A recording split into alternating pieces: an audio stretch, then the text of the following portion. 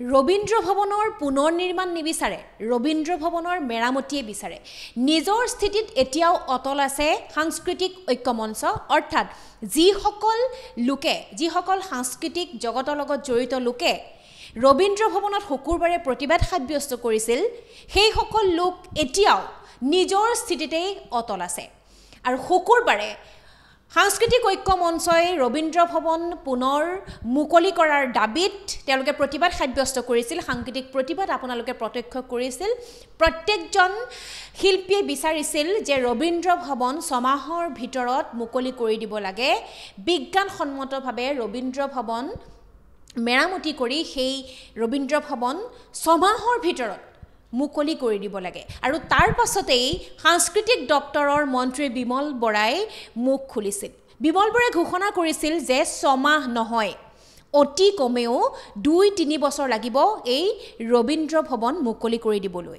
কিন্তু মেৰামতি নহয়, ৰবীন্দ্ৰ ভৱন ভাঙি পুনৰ নিৰ্মাণ কৰিব। অৰ্থাৎ সম্পূৰ্ণ ৰবীন্দ্ৰ ভৱন ভাঙি তেওঁলোকে পুনৰ নিৰ্মাণ কৰিব, কিয়নো সেই ৰবীন্দ্ৰ ভৱনৰ আন্তঃগাঁথনি যথেষ্ট দুৰ্বল হৈ পৰিছে। ৰবীন্দ্ৰ ভৱন জৰাজীৰ্ণ হৈ পৰিছে, প্ৰেক্ষাগৃহত পানী সোমায়, কাৰিকৰী বিজুতি ঘটে।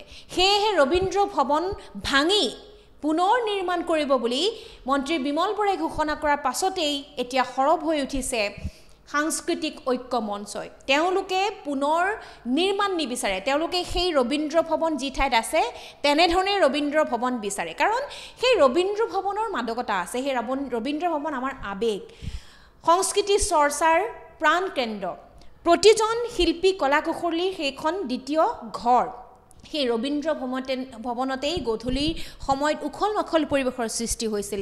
সেই ৰবীন্দ্ৰ ভৱনতেই নাটক কৰি অভিনয় কৰি এতিয়া যি সাংস্কৃতিক জগত আছে, অভিনয় জগত আছে, সেই অভিনয় জগতত দপদপাই আছে বহু লোক। গতিকে সেই ৰবীন্দ্ৰ ভৱন আজি 7টা বছৰে 2018 বৰ্ষৰ পৰা বন্ধ হৈ আছে, তলা ওলমি আছে। আৰু সেই কথা কিন্তু কোনেও সহ্য কৰিব পৰা নাই।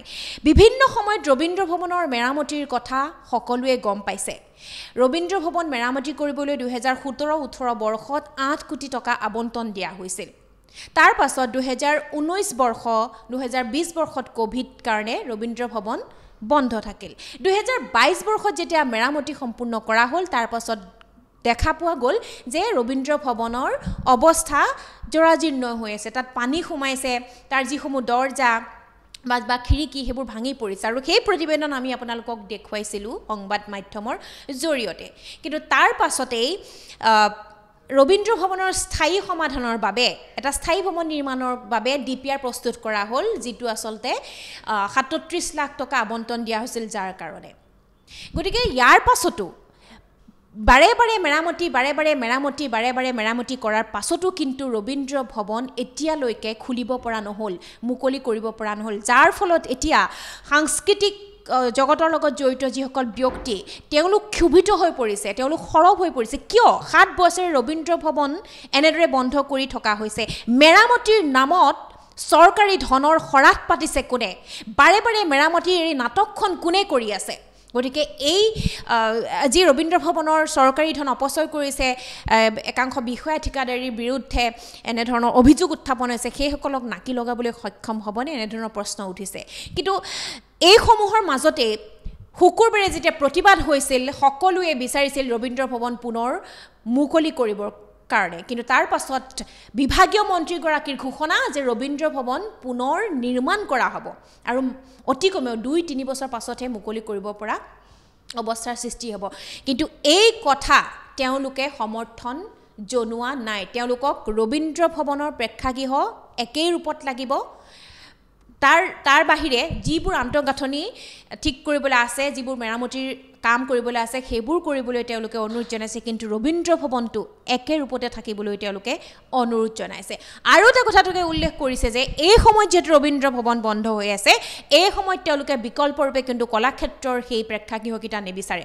কাৰণ গুৱাহাটীৰ মাজমজিয়াত ৰবীন্দ্ৰ ভৱন অৱস্থিত য'ত আচলতে নাটক চাবলৈ সকলোৰে বাবে সুবিধা হয় মালিগাঁও পাণ্ডু এনেধৰণৰ জু ৰোডৰ পৰা মানুহ আহি যেনেধৰণে ৰবীন্দ্ৰ ভৱনত নাটক চাবলৈ সুবিধা পায় তেনেধৰণে কিন্তু কলাক্ষেত্ৰলৈ ইমান দূৰ যাবলৈ তেওঁলোকৰ সুবিধা নহ'ব গতিকে বিকল্পৰূপে তেওঁলোকে কিন্তু কলাক্ষেত্ৰৰ প্ৰেক্ষাগৃহ নিবিচাৰে এই মুহূৰ্তত মন্ত্ৰী বিমল বৰাৰ মন্তব্যৰ পাছত বিমল বৰাৰ সেই ঘোষণাৰ পাছত অসমৰ সাংস্কৃতিক ঐক্য মঞ্চৰ বিষয়ববীয়া সদস্যসকলে কি মন্তব্য প্ৰকাশ কৰিছে বা তেওঁলোকে কি স্থিতি প্ৰকাশ কৰিছে সেয়া আপোনালোকলৈ আগবঢ়াইছোঁ ৰবীন্দ্ৰ ভৱন পুনৰ মুকলি কৰাৰ দাবীৰে সাংস্কৃতিক ঐক্য মঞ্চই ৰবীন্দ্ৰ ভৱনৰ প্ৰাংগণত তেওঁলোকে প্ৰতিবাদ সাব্যস্ত কৰিছিল তাৰ পাছতেই সাংস্কৃতিক দপ্তৰৰ মন্ত্ৰী বিমল বৰাই ঘোষণা কৰিছিল যে মেৰামতি নহয় পুনৰ নিৰ্মাণ কৰা হ'ব ৰবীন্দ্ৰ ভৱন আৰু এটা কথা তেওঁ অকপতে স্বীকাৰ কৰিছে যে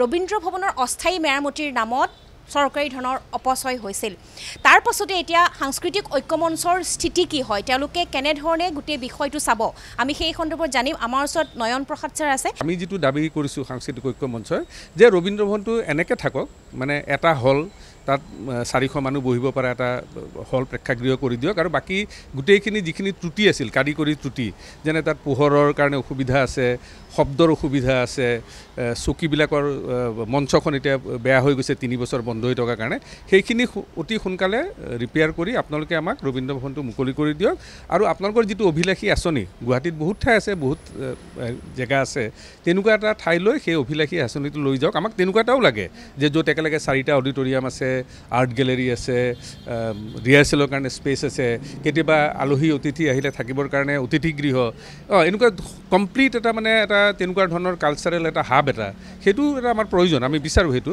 মন্ত্ৰীৰ লগত পাতিব নেকি মানে এনেকুৱা ধৰণৰ আলোচনা আমি নহয় সেই কথাটো আমাক সুবিধা এতিয়া কাইলি মই জনাত আমাৰ হেৰি আহিছিল সাংস্কৃতিক সচিব আহিছিল বি কল্যাণ চক্ৰৱৰ্তী ডাঙৰীয়া তেখেতে কৈছে যে অনতি পলমে তেখেতে হয় মন্ত্ৰী মহোদয় আৰু আমিও বিচাৰিছোঁ বা মুখ্যমন্ত্ৰী মহোদয়ৰ লগত এখন বৈঠকৰ কাৰণে য'ত আমি এই কথাবিলাক অলপমান খৰচি মাৰি আলোচনা কৰিব পাৰোঁ আৰু তেতিয়া মই ভাবোঁ যে চৰকাৰী পক্ষৰো সিদ্ধান্ত ল'বলৈ সহজ হ'ব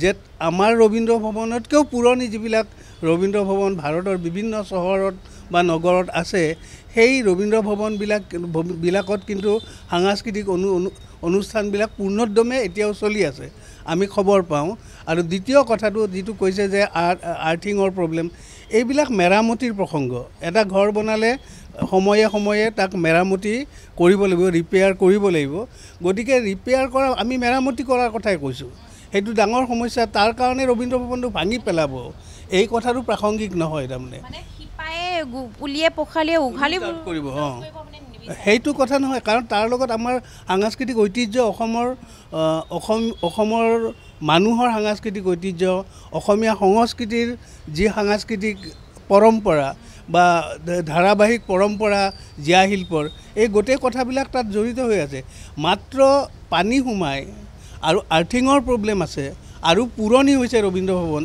এই তিনিটা যুক্তিৰ কাৰণে এটা ৰবীন্দ্ৰ ভৱন ভাঙি পেলাই তাত 100 কোটি টকাৰ এটা বিশাল প্ৰকল্প কৰা মানে চৰকাৰৰ ধনৰ অপচয় বুলি ভাবোঁ য'ত অলৰেডি 8 কোটি টকা খৰচ কৰি পেলাই তেওঁলোকে মেৰামতি ঠিক কৰিব নোৱাৰে কিন্তু আমি সেই কথাটো বিশ্বাস নকৰোঁ কাৰণ সঠিকভাৱে কাম হোৱা নাই বুলি ভাবোঁ যাৰ কাৰণে এই মেৰামতিটো সম্পন্ন হোৱা নাই কিন্তু এতিয়াও ভাবোঁ যে আচলতে অলপ অতি কম ধন খৰচ কৰি 3-4 কোটি বা 5 কোটি টকা খৰচ কৰি 100 কোটি টকাৰ ঠাইত ৰবীন্দ্ৰ ভৱনটো মেৰামতি কৰিব লাগে আৰু মেৰামতি কৰি 6 মাহৰ ভিতৰত শিল্পীসকলক মুকলি কৰি দিব লাগে দেখা গৈছে ৰবীন্দ্ৰ ভৱনটো 2017 চনৰ পৰা বন্ধ হৈ আছে সেই সময়তে পানী সোমাইছিল ৰবীন্দ্ৰ ভৱনৰ ভিতৰলৈ গতিকে সাংস্কৃতিক সঞ্চালকালয়ে ৰবীন্দ্ৰ ভৱনটো স্থায়ীভাৱে নিৰ্মাণৰ দায়িত্ব দিছিল PWD বিভাগক তেওঁলোকে সাময়িকভাৱে কিছু নিৰ্মাণ কৰিছিলে আমি দেখা পাইছিলোঁ যে ৰবীন্দ্ৰ ভৱনৰ ভিতৰত একষ্টিক লগালে চকী লগালে পানী অহা ৰাস্তাটো বন্ধ কৰিলে কিন্তু তাতকৈ বেছি একো আমি দেখা নাপাইছিলোঁ সেইবাবে আমি আশ্ৰয় ল'লোঁ তথ্য জনা অধিকাৰ আইনৰ আমি বিগত প্ৰায় 1 বছৰৰ পূৰ্বে তথ্য জনা অধিকাৰ আইনৰ আধাৰত এখন আবেদন কৰিছিলোঁ যে অস্থায়ী নিৰ্মাণটোত কিমান টকা খৰচ হৈছিল আৰু স্থায়ী নিৰ্মাণৰ বাবে কিমান টকা ব্যয় হ'ব সেই সমূহ তথ্য বিচাৰিছিলোঁ কিন্তু আমাক তথ্যসমূহ নিদিলে অৱশেষত আমি প্ৰথম আপিল দ্বিতীয় আপিলৰ পাছত অসম তথ্য আয়োগত শুনানি গ্ৰহণ কৰিলে বৰ্তমান ৰাজ্যিক মুখ্য তথ্য আয়ুক্ত ভাস্কৰজ্যোতি মহন্তৰ অধীনত এটা শুনানি অনুষ্ঠিত হৈ গৈছিল অলপতে আৰু তেওঁলোকে সেই শুনানিৰ পাছত অসম তথ্য আয়োগে বিভাগক সমূহ ব্যয় জনাবৰ কাৰণে নিৰ্দেশ দিলে। তাৰ পাছতহে অৱশেষত আমালৈ আজি ইতিমধ্যে ৰবীন্দ্ৰ ভৱনত দেখিছে আপোনালোকে বিভিন্ন আন্দোলনৰ কাৰ্যসূচী চলি আছে আৰু ঠিক তেনে সময়তে আমাৰ হাতত এখন তথ্য আহি পৰিছে য'ত উল্লেখ কৰিছে যে 2017-18 চনত হৈ যোৱা অস্থায়ী নিৰ্মাণৰ নামত 8 কোটি 1 লাখ টকা ব্যয় হ'ল। অথচ তাৰ পাছত যিটো পাৰ্মানেণ্ট নিৰ্মাণৰ কাৰণে যিটো DPR প্ৰস্তুত কৰিছিলে ডিটেইলছ প্ৰজেক্ট ৰিপৰ্ট সেইটোত কিন্তু মাত্ৰ 34 লাখ টকা ধাৰ্য কৰা হৈছিলে। গতিকে দেখা গ'ল 8 কোটি টকা কেৱল পানীৰ অহা ৰাস্তাটো ফুটাটো বন্ধ কৰিবৰ কাৰণে বিভাগে খৰচ কৰিলে আৰু স্থায়ী সমাধানৰ বাবে দিলে মাত্ৰ 34 লাখ টকা। তাৰ পাছতো এতিয়ালৈকে ৰবীন্দ্ৰ ভৱন হৈ নুঠিল।